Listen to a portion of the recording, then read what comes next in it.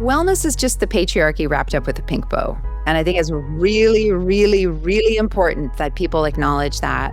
This concept that, and I'm not saying, look, like meditation, great. If you like it, that's fantastic. But that's not what like modern wellness is, right? Modern wellness isn't going for a walk.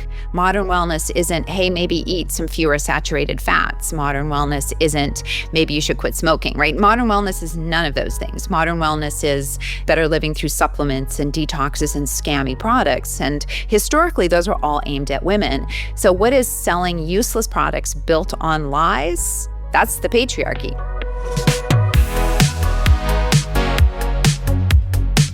You're listening to The Whisper Network. I'm Katie Boland. And I'm Emily Hampshire.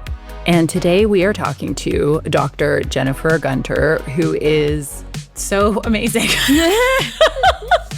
Yeah, we're very excited. I'm like sick and shouldn't be here right now, but since it's Dr. Jennifer Gunter, I am like here for this.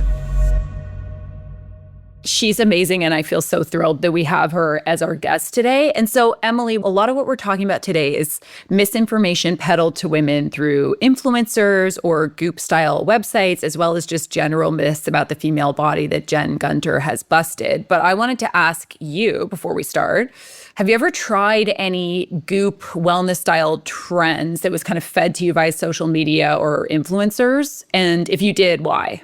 Oh, my gosh. Yeah, probably everything. I'm very influenced. I tried the waist trainer. I don't know if that counts, but I tried the waist trainer. Did it work? No. It works when you have it on because it's like a corset. Yeah. Yeah. But it did, like the minute you take it off, my shape didn't stay like that. I did the lemonade fast. That was actually, I did that to quit smoking. And it worked and then it didn't. And then I ate all these brownies. And so it was. Because you're starving. Yeah. And recently I've been getting so much stuff about mouth taping at night. Like you're supposed to mouth tape and it'll change the way you breathe and your brain. And so I haven't done it yet, but I'm almost there. I'm thinking about it. Mm-hmm. So if I die in my sleep, you know that I did the mouth taping. I'll let everyone that loves you know. Okay. Have you? Yes, I have recently. All over TikTok is the castor oil pack, like putting castor oil in your belly button and then wrapping your stomach. And that makes your stomach really flat when you wake up. I don't know how that could possibly be real. We have different algorithms. I'm like, that algorithm has given up on me. And then as far as like wellness trends, I've certainly done like flat tummy teas that are essentially just like laxatives or diuretics. Mm-hmm. A lot of vitamins or pills that are supposed to mix together to make your hormones more regulated and manageable. Supplements. I've spent so much money on supplements. What I'm really interested to talk to her about is like the idea of, yes, big pharma exists and we're being pushed a ton of stuff, but also big supplements exist.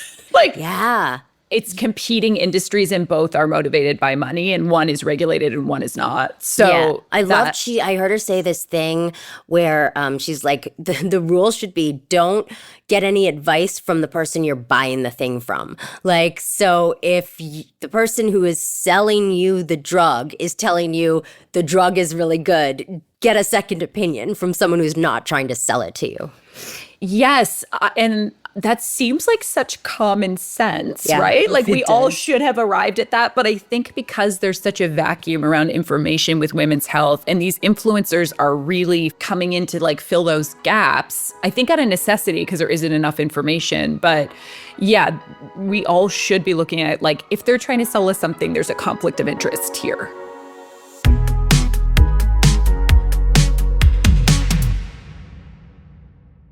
Dr. Jen Gunter is a legend. She is a trusted voice in women's health, combating misinformation and providing access to accurate, well-researched information about our bodies and how they work. She is nicknamed the warrior gynecologist, and she certainly is a warrior. Her books include the Vagina Bible, the Menopause Manifesto, and Blood, the science and medicine and mythology of menstruation. And her Substack, the Vagenda, truly Best name ever. incredible name, is an invaluable resource for both Emily and I for the most up-to-date scientific wisdom about hormones, menopause, periods, and so many other need-to-know aspects of women's health. Mainly, we want to talk to her today about why there are so many myths about the female body and female health. So, Dr. Gunter, thank you so much for being here. Oh, thank you for having me. Thank you. Yeah, the main motivation that we have for this podcast is that women should not be in the dark about their bodies. And we both had very frustrating experiences as women seeking healthcare. But when we started sharing our stories with other women, we realized that those negative experiences are so common. I heard you say this quote that says, lying about women's bodies is one of the core tenets of the patriarchy. And I was wondering if you can say a bit more about that, because it really hit me.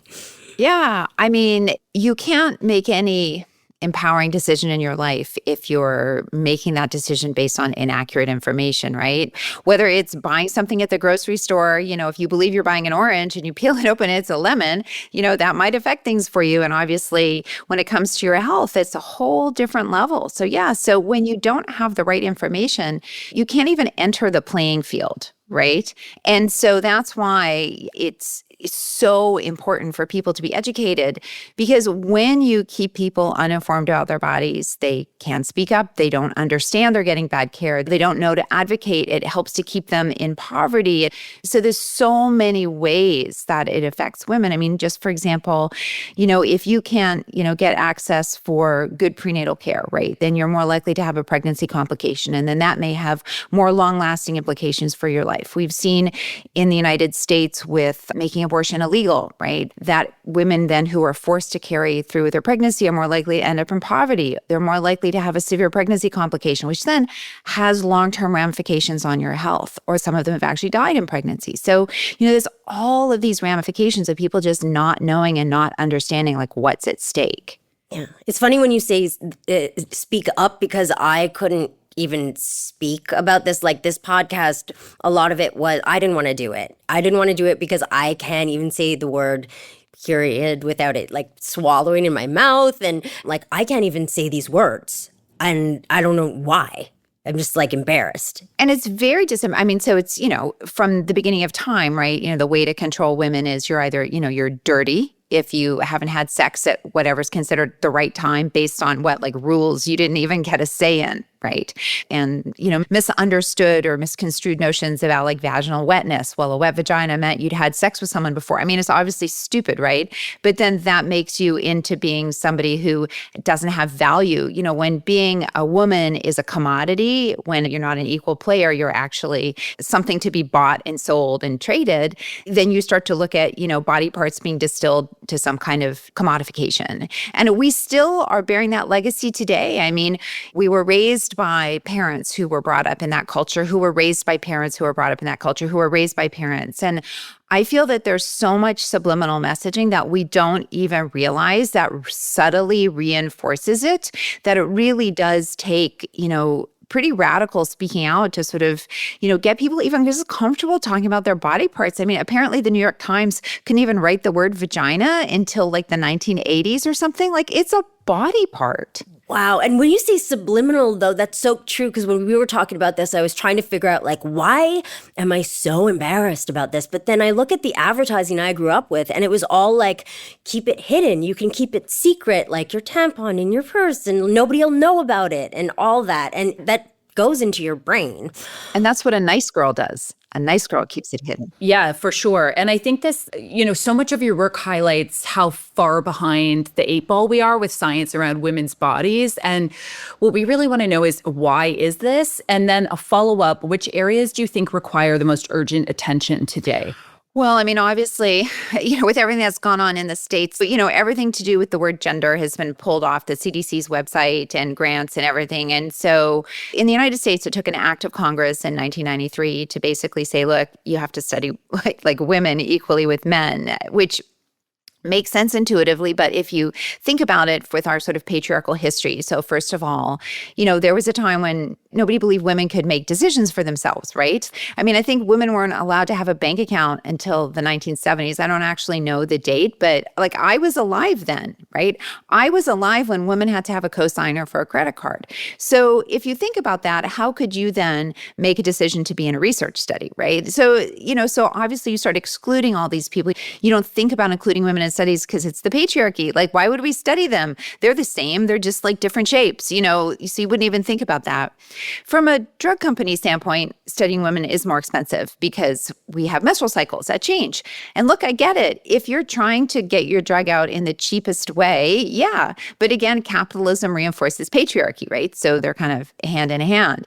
And then, of course, if all of the people writing the grants, if all of the people who are the deans are men, they're not thinking about that. But if you have all the teachers who are talking about the cool stuff in medicine or making the stuff sound cool are all making like nothing to do with reproduction sound cool, then why would you want to go into it? So it's sort of like you have it at all these different levels. And then finally, this always kills people, but when you're in a women's field, so OBGYN, if I do a vulvar biopsy, it's the same procedure as a scrotal biopsy, like same equipment, same everything, same anesthetic, and embryologically it's the same tissue. You get paid more for a scrotal biopsy than you do for a vulvar biopsy. Oh, wow. Oh, Yeah. wow. And if a urologist does the vulvar biopsy, they get paid more than a gynecologist because urologists are historically a male-dominated field and OBGYN is more female-dominated. So then you start to think, well, then why would you go into a field where you're going to get paid less and it's going to be harder? And when I think about my whole history in OBGYN, when I trained in Canada, when there's a problem in the OR, when something has to shut down, you know what suffers first? Hysterectomies, doing procedures for women, because that's all considered elective. It's like, well, if somebody's bleeding and soaking their clothes, that's not elective. It's just this whole sort of dismissal of women's experiences. So I would say that we're all responsible for it on many levels because we're all steeped in it. But the whole system is set up against us, which is why we need initiatives to say, look, we must study women. We must include these things. We must be gender inclusive. We must make sure that we have, racial parity in all our studies. And all of this is being dismantled, kind of real time in the United States. What made you go into this? Because you're right that usually somebody you have an experience and you go into that field. What made you go into? I can't even say the word gynecology. Yeah, so probably Henry Morgentaler, the great Canadian. He is the man who is responsible for the fact that Canada doesn't have an abortion law, which is how it should be, right? It's your body, right? It should just be a medical procedure. It shouldn't be legislated. And he is single-handedly, obviously lots of people helped him, but, he was the one who went to jail 3 times. So, he was the one who really did the extra step. So I remember watching the news coverage of him being arrested and then no jury convicting him, which is insane, right? Because they would have all known women who'd had unsafe procedures, or one of them on the jury would have known that. So they had empathy, which, we don't see now in the States with these kinds of things. And even though the jury wouldn't convict him, he was still thrown in jail. Like that's total miscarriage of justice. And I just remember watching that on television thinking, that's just not right. How do you get to control what I'm doing with my body? Like you're saying it ended before ejaculation. So that's when your say ended in it. And so while this was all going on, but before the abortion law was overturned, he opened a clinic in Winnipeg, where I grew up. And so I went down on my 10-speed bike and picketed in support. I was like 16 years old. And I thought that's what you did. There weren't very many other young people there, but I just thought it was really important. And so that really stuck with me. And then in medical school, everybody lecturing to us about women's health was a guy.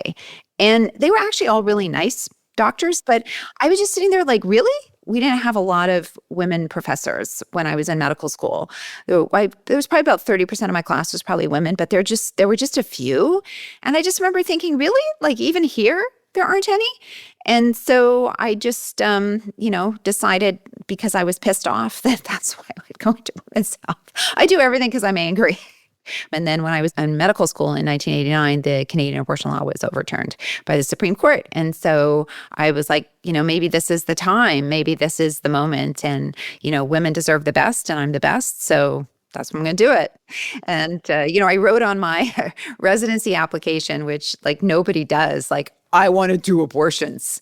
And, Oh my God, everybody, I love you. I everybody love writes you. these whole like essays like, oh, the miracle of birth. And the first time I saw the miracle of birth, and I was like, I want to fucking do abortions.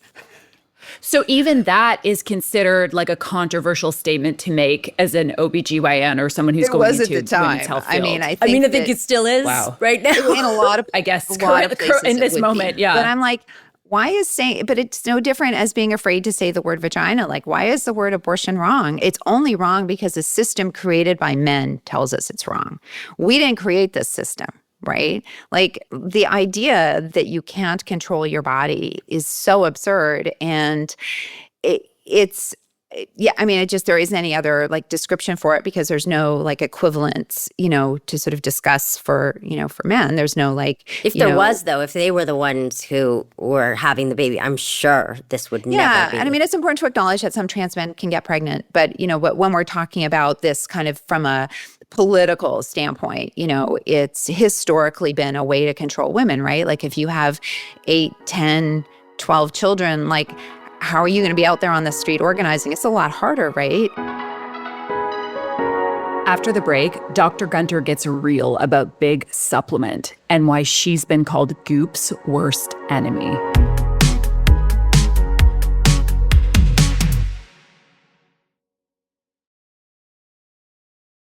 You've been called Goop's worst enemy, which is Gwyneth Paltrow's like flashy wellness website. How do you feel about being acknowledged as that? And why did you feel the need to take her on? Yeah, well, wellness is just the patriarchy wrapped up with a pink bow. And I think it's really, Yes, really, it's a good really quote. important that people acknowledge that. I mean, and I'm not saying, look, like meditation, great. If you like it, that's fantastic. But that's not what like modern wellness is, right? Modern wellness isn't going for a walk. Modern wellness isn't, hey, maybe eat some fewer saturated fats. Modern wellness isn't, maybe you should quit smoking, right? Modern wellness is none of those things. Modern wellness is better living through supplements and detoxes and scammy products. And historically, those are all aimed at women. So what is selling useless products built on lies to women about? That's the piece. Like, you're asking women to spend money on useless things that make them less informed about their body. That's the patriarchy. I've spent so much money on that. And some of your work that has really been radical for us is like learning, separating myth from fact when it comes to supplements and wellness. So can you speak more on that, and how can women not fall for these things when we feel like there's no other help, really, like we're not getting help from doctors? Yeah, I mean, and that's really the predatory aspect of it, right? So there are many things in medicine that are unanswerable. And sometimes it's just the science isn't there yet. The example that I give is, when I was a medical student, we thought there was this one bacteria in the vagina, Lactobacillus acidophilus, and we thought this was the important one. But we didn't have DNA technology, which was what we needed to identify the other types of lactobacilli. It just didn't exist. So we could only identify the one we could grow in the lab, which is an older technique.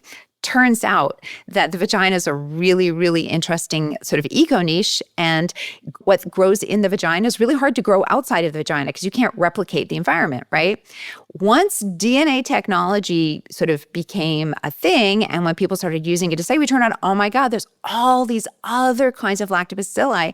And now we know the one that we thought was super important in 1980 actually like isn't important at all. Huh. So sometimes it's that. Sometimes we just don't know. We don't have the science. Sometimes it's because it hasn't been studied, and that's, all of the systemic issues that, that we've spoken about. Sometimes it's because a woman between, say, the ages of menstruation age, and then we'll exclude menopause because men get erectile dysfunction and they have a higher risk of heart disease and all. So we'll just talk about the menstrual years.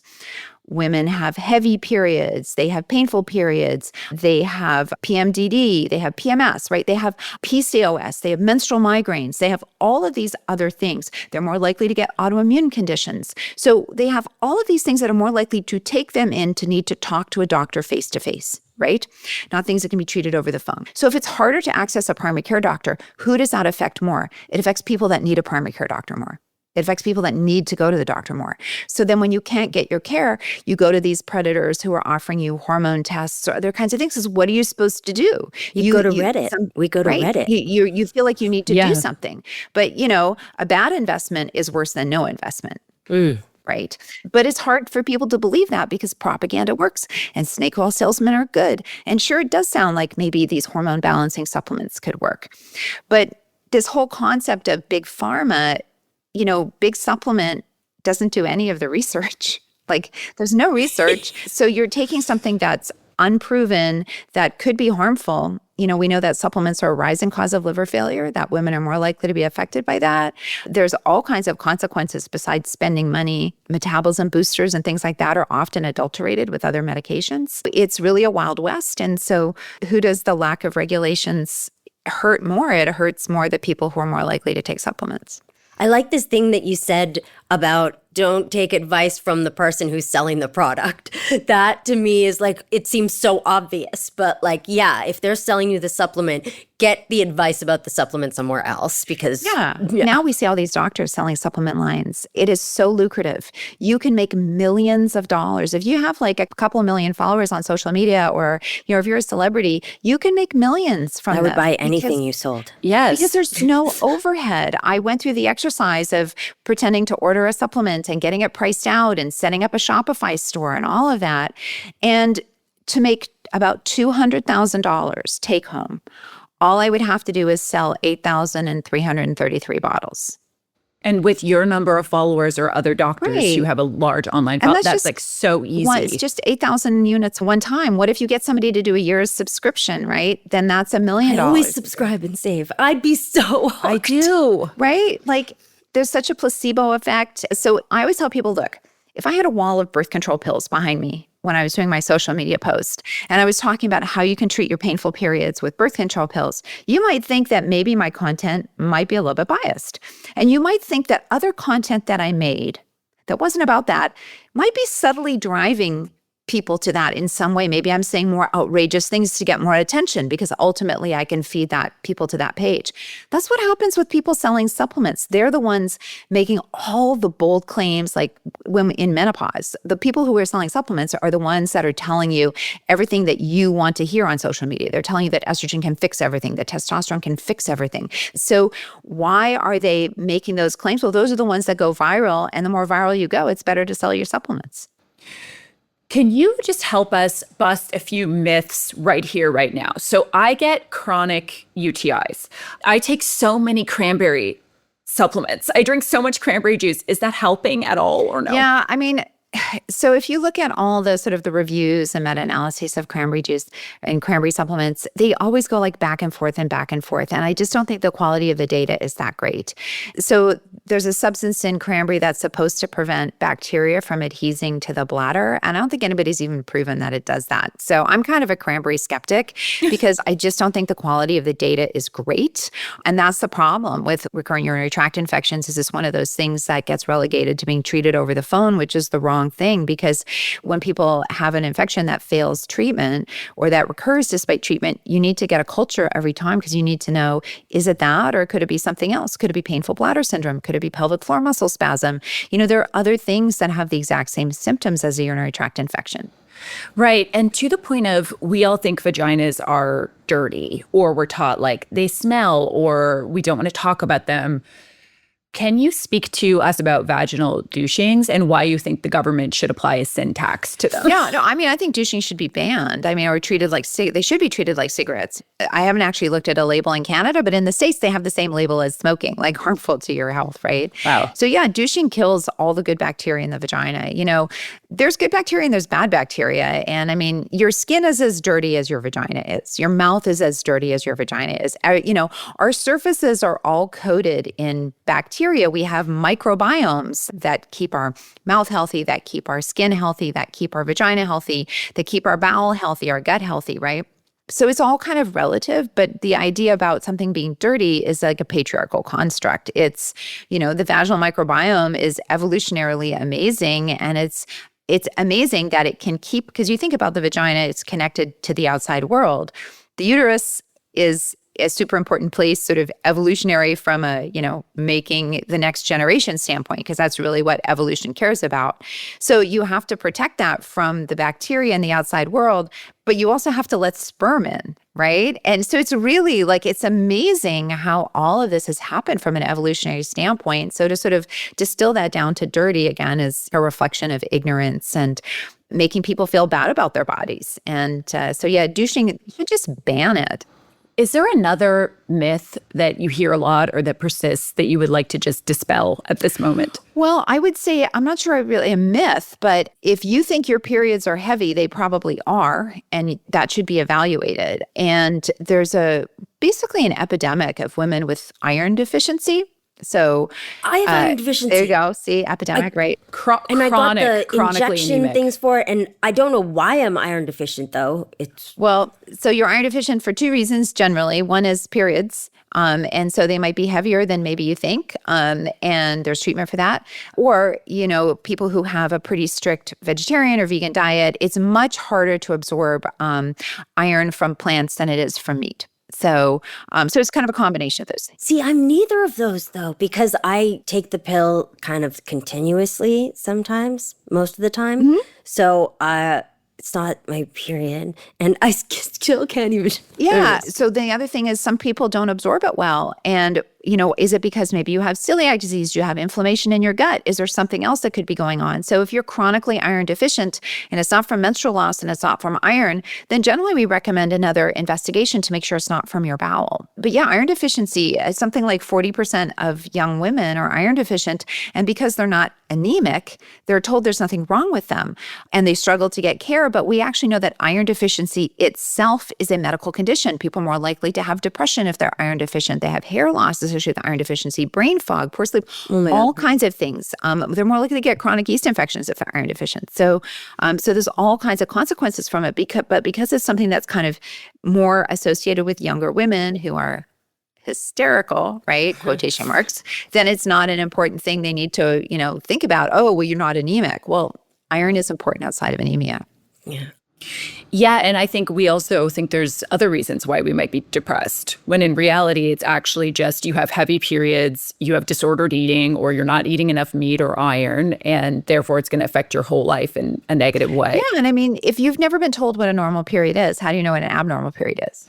So this happens every single day, well, not every day, but a lot in the office. I'll say, I'll often start by asking people, so your period's heavy, they're iron deficient. Oh, no, not at all. And I'm like, oh, so how many days do you bleed for? Oh, 7. And how many days do you have to change your pad or tampons every couple hours? Oh, 3 or 4. Oh, do you ever sew onto your clothes? Yeah. Do you ever have clots that are bigger than a quarter? Oh, yeah, a couple of days. I mean, they're describing every single thing that's a heavy period, right? But they don't know because they've never been told. And then I'll always say, so I'm just going to educate. You've just described a heavy period. If you're soaking onto your clothes, if your menstrual products aren't working, if you're bleeding for more than 7 days, if when you stand up, it feels like you're gushing, those all qualify as heavy periods. And so it's no wonder to me why your iron level is 10, but if you've never been told what normal is, how do you know what abnormal is? Yeah, I think you just blew a lot of people's mind because I did not know that was not normal. Right, because nobody talks about it. I need all that criteria. I'm sure yeah. Sex ed, first of all, that's stupid to call it that. People should be learning biology. But regardless, it's all about how putting not a condom to get on a banana, as opposed to yes. what's actually going on with your body that matters. And another thing that you spoke about that really blew Emily and I's mind is it true that period syncing is not real? Yeah, it's not real. That's a patriarchal myth. Please speak on that a little bit more. So we're not seasonal breeders, right? We're not livestock. So it's always important to really sit down and peel these things that you've always been told back. So if cycle syncing is real, that means that your body doesn't control itself. That your body can be controlled by somebody else. But why would only a woman's body be able to be controlled? So women are so hormonal that other women's hormones can control them. So you start to think about it and you're like, well, that sounds kind of patriarchal, doesn't it? That sounds like you're selling these hormones. So no. So your menstrual cycle, there's no substance that one person can give off that can drag somebody else into menstruation. That was based a lot on this sort of misconceived concept that pheromones exist, and they They do for Pheromones animals. don't exist? Pheromones don't exist? Not for humans. Wait, seriously? Yeah, so you need so to detect pheromones. So dogs, huge fucking nose, right? Okay, they can smell pheromones because they have a vomeronasal organ. We don't have one. We don't have the organ that detects pheromones. No scientist has convincingly shown that pheromones exist for humans. So this whole idea of menstrual syncing came from a really like not a great study like 40 or 50 years ago. Obviously, study methods have changed over time. So I think we should think about that. But people have looked at it. They've looked at menstrual diaries. And so if you think about it, your period lasts for 7 days. So the chance that you're going to overlap with somebody at some point in 12 months is very high. Have you ever had your car wipers going? And then all of a sudden they seem to sync with the car wipers in front, and then they don't anymore. That's what that is. You're only remembering the time where they matched up, and you're not remembering all the times they didn't. And so it's just chance. And so, yeah, so there's no such thing. There's no alpha female, which I'm sure fits with some kind of like disturbed patriarchal fantasy, right? Of there being this like alpha, like, somewhat evil woman who's just the most bossy exactly. and controls all of our cycles. Yeah, all the people I wouldn't hang out with because I didn't want to catch it from them. That was right. Yeah. It's been scientifically proven to not be there. There's no biological basis in science for it existing. But yeah, I get like people send me nasty comments when I post about that. I'm like, who do you think I'm funded by? Like big non-cycle syncing? Like what would be my point? Yeah. So what you've said on this interview alone is radical and has blown our minds. But you're doing that out in the world and on social media and with famous people and on big talk shows every single day. What kind of backlash do you face, and how do you personally handle it and continue to bravely move forth in this direction? Well, actually, interesting, a lot less backlash since the American election's over. I think there was a lot of paid trolls. I really do. Because it's really fascinating. In the last sort of 3 to 4 weeks, the trolling on my social media has like dropped dramatically. So it's always hard to use social media as a bellwether because I don't know how much of that is like paid trolling. I really think there's a lot. It's such a crazy industry. I think that's very real. Yeah. So people send nasty messages and I just like block them or ignore them. I mean, I feel bad for a lot of people because they're victimized by what's going on. And, I'm not going to reach them. I mean, I feel bad for all the people who send me nasty messages about vaccines and call me whatever, like, a vaccine, a baby killer or whatever because of being pro-vaccine. I mean, it's just, it's sad. I think the thing that is probably replaced my feeling of sadness right now is the fact that we're at this point where anti-science may actually be running things. And so I think I've gone from being kind of more tolerant and feeling bad for people to actually being actively, furious. I mean, I've always tried to keep that in check because, you don't like win people over, but you're never going to win anyone over on social media. And the issue is that there's so much money behind this, and there's so much money for these grifters to be made with this anti-science view. And it's sort of like every accusation they make is an admission, right? Mm-hmm. So it's really a troubling time. I mean, I knew how to explain to you what heavy periods were because of funded science. I know that 40% of women are iron deficient. 40% of women under the age of 24 are iron deficient because of funded science. I know that IV iron is effective because of funded science, because people thought it was important to study. Now, imagine if all of that is replaced with supplement grifts. I mean, the U.S. government spent $150 million alone studying turmeric, and it still hasn't been shown to be effective for anything. It's great for cooking. Don't let me dissuade you from I make a great chicken turmeric dish. Like use it, cook with it all you want. But there's no health benefits. It's an awful molecule to work with. It affects all different ways that we take readings. So it's like you putting mud into equipment. It's very difficult for you to get any kind of standardized reading when you're doing things with turmeric. And, study after studies come up empty-handed. We're just going to be throwing money away. I mean, we have people who believe that vaccines are harmful. And I'm like, what are you even talking about? If you don't have a smallpox vaccine scar, it's because I do. Oh, right? Wow. That's great. Right. It's really shocking to me how political this has become and how anti-science is just everywhere. And again, the people who are more likely to suffer are not the straight white cisgendered men. It's everybody else. So as women, what advice do you give us to combat all this misinformation? And what do we do to distinguish what is total bullshit and what could actually help us?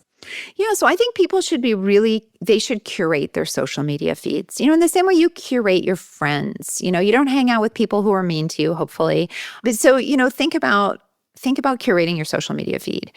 So if you're following an influencer and they're talking about supplement this and supplement that, then unfollow them. They're not a medical expert, right? And if it's like, oh, but they do great makeup, you know what? There's tons of people who do great makeup who don't do that, right? So think about, voting with your eyeballs. So I just think people should be careful. If somebody's selling you a supplement, you don't need to follow them. You need to just be really mindful of that.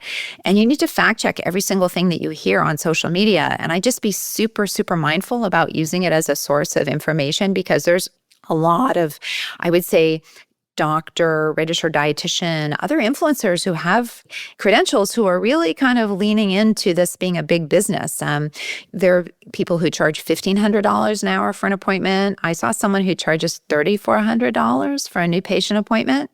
So do you think that that person's content is biased or unbiased if you're trying to feed into your expensive practice? So I just think people need to be like, what is this person doing? What are they selling to me? So be an educated consumer. I have to ask something selfishly. I just want to know. So I am constantly getting Instagram things because my algorithm knows that I am so afraid of my brain. Like, I lose my memory and my ability to find words. And I've read that it's like about perimenopause or something. And if there's anything that can actually cure that. Yeah, so algorithms are fear-based. And so you should be really careful about what you click and what you watch. It's hard. So first of all, if you're still iron deficient, that's a cause of brain fog. So just keep that in mind. So brain fog is something that's described in the menopause transition. It is not permanent, and it reverses. And it's not a sign of dementia. It's not really well understood, but there are several studies that aren't in premenopause, but they start around the age of menopause, that show that hormone therapy doesn't help.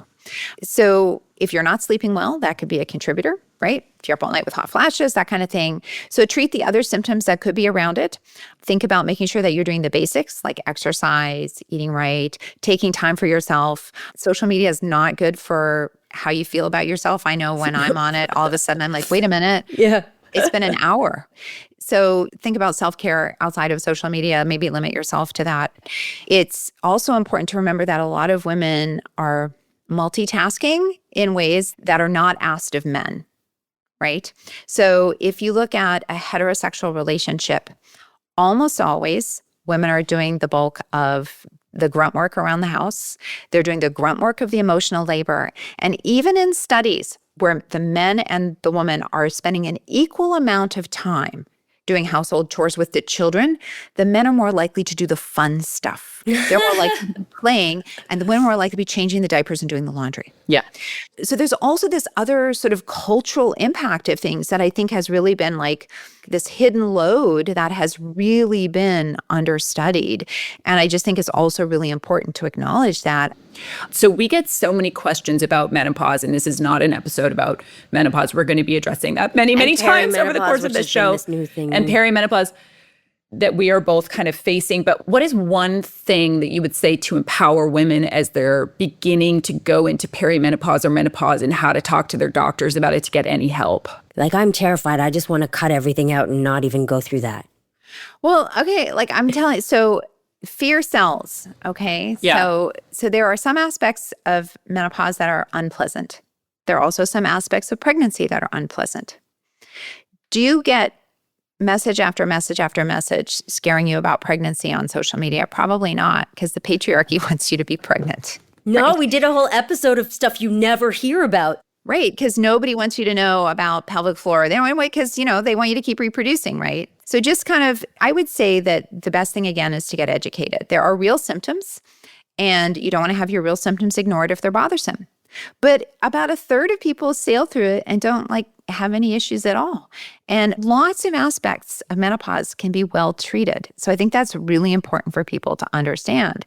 When we look at studies that look at how women are transitioning through menopause, and they look at the foundations like eating what you're supposed to eat, getting the required amount of exercise, that type of thing, and not smoking. Those are the 3 foundations. What percentage of women going through the menopause transition do you think do all 3 of those things? I would say low. How low? I feel like people don't smoke as much anymore. Like that. Right. But also finding time to exercise and eat properly when normally you're like, You'd rather take a supplement. you're at the peak of your career then, right? Right. So it's like 7%. Oh, wow. I didn't think it was that low. I was going to say 5, but then I was like, no, that's bad. The women aren't that bad. Well, but no, but it's not they're bad. It's that society, everything is structured around it to make that harder. It's hard for everybody to make it harder for women. Yes. So it's just really important when we say, like, if you feel unwell, like sometimes I'll talk to someone and, I'll prescribe hormones and she'll say, well, I don't feel any better. Okay, well, tell me about, like, do you get to go out for a walk? Oh, I don't have any time to go for a walk. So if your day is structured that you do not even have 10 minutes to get outside and get some air, right? And again, these are all sort of societal and systematic things. And it's just really important. Like, that is important for your health. And what's really bizarre to me is that somehow wellness is able to give these messages. But if it comes from me, like, it's sort of viewed as being patriarchal. So I just think it's really fascinating. But I would have never thought that exercise, eating well, and not smoking, you know that, but like I don't associate that with helping menopause in any way, or I just think like, oh, there has to be something more to it. That's just like whatever. Well, those are super important. I mean, there are some studies that show that exercise is as effective as antidepressants for a lot of people, right? Yeah. We all want a pill though, like something that'll just do it. Right. The pill's never as good, though. Yeah. I'm just going to say it's harder for us in North America, I think, to emphasize lifestyle in the way that maybe it might be in other countries, right? So, if you're somewhere where there is excellent public transportation, then you're not sitting in your car all day, right? Mm-hmm. And I know that when I've been sitting in my car all day commuting, I certainly do not feel as well at the end of the day as when I've been able to go out and get fresh air and be out in the elements, right? There's just these little things, but it's really hard, So for example, if somebody had really bad hot flashes or not sleeping well, it's really hard to make those changes. Well, maybe if we can fix those things, then maybe it'd be also easier for them to make those changes. These kinds of sort of complex discussions don't work on social media. What works on social media is your doctor's not giving you enough estrogen. Yeah. Right. Okay, to end on a positive note, what is making you feel good about the future of women's health? Where is good work being done? Like, where are you seeing change? Well, I don't think I can answer that question because it's certainly not going to be coming from the United States anytime soon. Mm-hmm. I mean, I hope Canada steps up to the plate because we're just at a point where I don't know what's going to go on down here. It's really hard for me to have any positive thoughts that, there was President Biden earmarked all this money for women's health research. What's going to happen to that? I don't think we know. So many grants have been paused. So I don't know. We're in this massive time of propaganda. And so I'm actually not very hopeful right at this moment. I wish I could say something different. I guess what I would say is every time I see somebody stand up to what's happening in the United States, that makes me hopeful. Wow. You're hopeful for us. You make us feel hopeful. Thank you so much for your time here with us today. Listening to all your work and reading it has just been mind-blowing and taught us so much and will teach everyone listening so much. Is there one piece of advice that you would give women sort of to empower themselves when speaking to their actual doctors? Yeah, I think the best piece of advice I can give people is to make a list of your bothersome symptoms before going to the doctor. Sit down and really think about it. Think about it like a job interview. Because what happens is people come in and they often start and maybe they get flustered because of the power differential. Maybe they're flustered because they've waited so long. Maybe the doctor was running late. Maybe traffic was bad, right?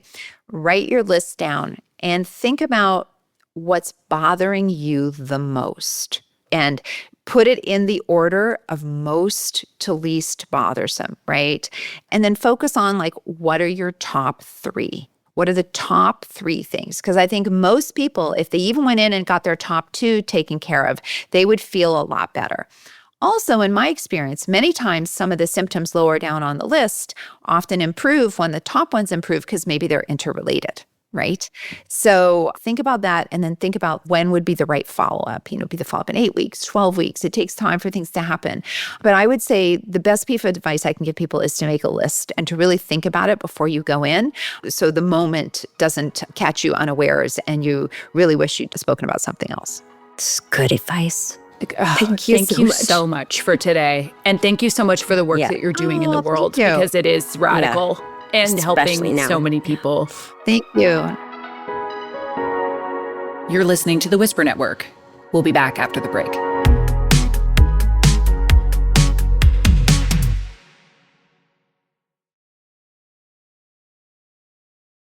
I love her. Emily, what was your main takeaway? What is going to stick with you?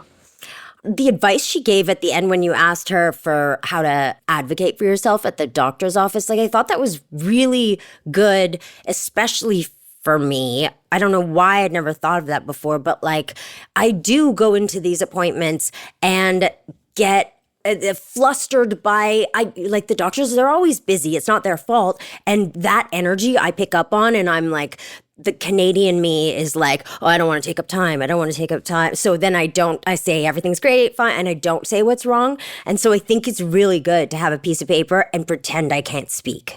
Yes. And just give it to them. I also loved that we were all Canadian. Oh, yeah. Yeah. And that she got her start being a doctor in Canada, even where, abortion was legal, continues to be legal. But she got her start even there thinking this is fucked up. I need to help women. I also loved that she's so forward facing about her motivation being feminism. She's and really rage, motivated by rage. And she talks about how medicine is a patriarchal system. And I love that she was so straightforward and upfront about that, because I feel like some people that we talk to or that we research that's really hidden, or they're I just found it interesting. It was never I saw how bad this was and I had to get involved. I think people are afraid of saying any kind of firm opinion now, or you're on the other side of the spectrum, which you're not afraid at all. But yeah, I just think what was so refreshing about her was that I feel like she can have an opinion in a strong way, and I can't see somebody getting pissed at her. I don't know. I'm sure she does get that, but I just really also liked how confident a woman she was. I don't know. I just love seeing, especially not that she's an older woman, but I just loved her gray hair. And I loved her gray hair. That to me is I want to see more women like that I look at and aspire to be like as I grow older. I agree. Also, that just you can't study turmeric. Do you know how many supplements I'm fucking taking with turmeric? With turmeric. I couldn't believe that. Yes. I was and also the period cycling thing. Oh yeah, so many things that I would have fought to the mattresses about with somebody absolutely women can cycle sick.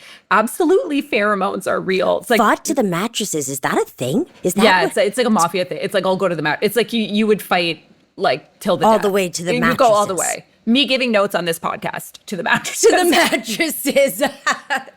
But yeah, just how she explained big supplement and how unregulated all that testing is, and how actually liver failure is now happening more frequently because people are taking so many supplements. And just that essentially you really have to question who's selling you them. When she broke down the economics of how much money she could make by selling just one supplement, let alone these people are selling I was 10. I need to get into the supplement business.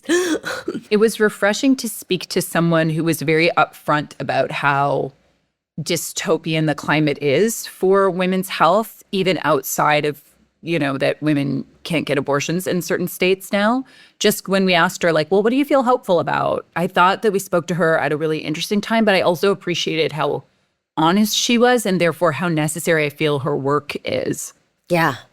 That supplement thing, though, it's I don't want to let go of that hope that there's something that I can take that will fix me.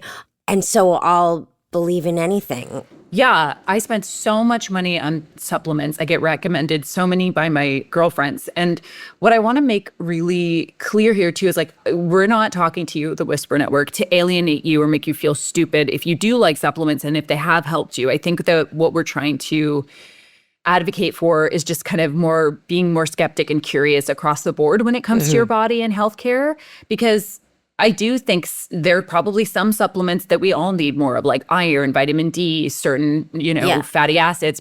But I think it's even more so in the wellness category of like, there's supplements, like vitamin supplements, and then there's these like 20-day, do this kind of turmeric thing with this. There's like, and they're so expensive. And and there is an element of like the way that Dr. Gunter broke it down, like there is an element of snake oil sales. Yeah, it reminds me of the diet industry. Yes. And because I think that's where I started with supplements was definitely. Was to lose weight. So it's marketed as all natural and putting you in touch with like your feminine intuitive side. I think that's why supplements particularly like appeal to so many women. But it's like, no, this is an industry. People are making like buckets of money on these things that are not tested and are not safe and are maybe like at best doing nothing. I think it's more the influencer on Instagram selling you supplements that to me seemed like the thing that is something to really watch out for. Yeah, and there's so much discussion about how social media affects our mental health, but I thought it was really interesting how she brought into the conversation that it can also actually affect your physical health. Like if you're clicking on an algorithm that's motivated by fear about wanting to lose weight or wanting to look young or wanting to stay healthy, like, and you buy those things, like they may be unsafe or just for someone to make a ton of money. Yeah, but even what I reacted to when she said that was that it's like the algorithm is motivated by fear. And I'm like, that's why I get so many spider things, because I'm terrified of spiders. But like I'll click on it when I see it because I want to know what to be afraid of and make sure I keep it in mind and never go to Australia. What do you hope that our listeners take away from that episode? I think that thing to be what you said, to be, I don't know if skeptical is the right word, but like question things, question kind of everything, anything that's being sold to you. Definitely don't just believe the person selling you something, because that seems obvious, but I never think of that. No, I think that's really true. I also think we assign this sort of evil, nefarious motivation to big pharma and this like altruistic motivation to big supplement when it's like, but it's about the economics ultimately.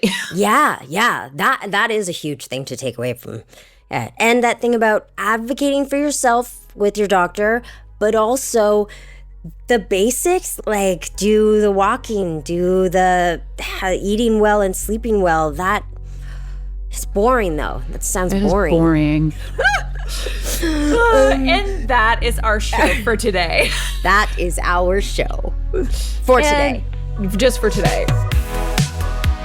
If you like what you heard today, please whisper about us to all your friends and rate and review us on your favorite podcasting app. We're still a new show, so that helps a lot. Oh yeah, they can rate us. Please rate us. Yeah, actually, like please rate us. Well, we're actors, we're used to being rated, and it's like really hard for our self-esteem. So like rate us well or don't rate us at all. Yeah, give us like 5. We would love it if we got like 5 or 10. Yeah, 5 stars. But of course, we also would love to hear from you. So you can find us on Instagram at the Whisper Network Podcast, and you can send us an email or leave us a voice memo through our website, thewhispernetworkpodcast.com. We might even use your voice memo in a future episode. We really want to. Thanks so much for listening to the Whisper Network. I'm Katie Boland. And I'm Emily Hampshire. And we'll see you next time. See you next time. I don't have to say see you next time because you did it. There you go. Perfect. You've got to read the credits. Do you have that? The Whisper Network. Okay. Okay. The Whisper Network is produced by Antica Productions. Our senior producer is Allison Broverman. We like her very much. Samantha McLean is our development producer. Laura Reguer is our executive producer. And Sydney Fior is our production manager. This episode was sound designed by Philip Wilson, with theme music by Michael Boland, and that's Katie's brother, and Nathaniel Smith. This podcast is hosted on Acast.